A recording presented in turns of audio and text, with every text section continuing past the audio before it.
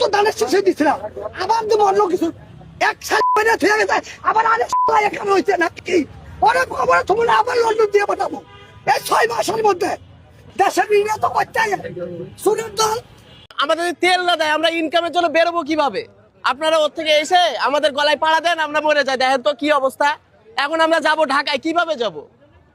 তো ভোটের আগে অনেক কিছু কইছে, আমরা এটা করবো সেটা করবো ওইটা করবো, ফ্যামিলি কার্ড দিব, কিছু তো দেয় না হন তো কিছুই দেয় না। তারেক জিয়া তো কোনো খবরই নাই হন। তোমরা যে এখানে আসিলা বাবা তারেকের মতো তুমি এখানে যাওগা, তুমি দেশ চালানোর মতো লোক না। তোমরা দেশ চালাতে যদি না পারো, সেনাবাহিনী দেশটা চালাক 1 বছর, তাহলে দেখছেন বাটপার সিটার যা আছে সেনাবাহিনী পারবো করতে পারলে। আর সুর বাটপার দ্বন্দ্ব নিধন করা আর কোন লোক নাই। তোমরা সবাই চোর, তো চোর তো রইবা কেমনে? কোন সরকারটা চুরি না করে গেছে এই পর্যন্ত জারুবিটার বাড়ি না খেয়ে গেছে? একের আইয়ুব খান ছাড়া আর জিয়া রহমান ছাড়া কোন সরকারটা জুতার বাড়ি জারুবিটা পুষ্টালাতি খাইয়া বলাইছে? তো যাই হোক, আপনারা এগুলি করেন না, আমার বিশ্বাস হয় না তুমি দেশ চালাইতে পারবা।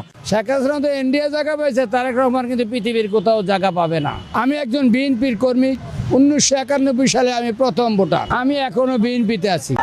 সরকারের মায়ের যদি খালেদা জিয়ারে খুব ভালোবাসছি মায়ের মতন, এর বলাই এই দেশের ভিতরে ফুটকি মারছে। আগে খাম্বা ছিল, কারেন্ট ছিল না, এখন পাম আছে, তেল নাই।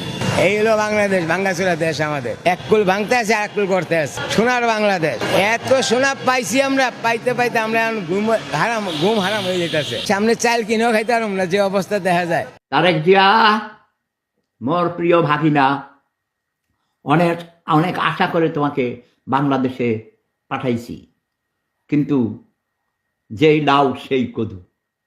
শেখ হাসিনার থেকে তো আরো লক্ষণ খারাপ দেখা যাইতেছে।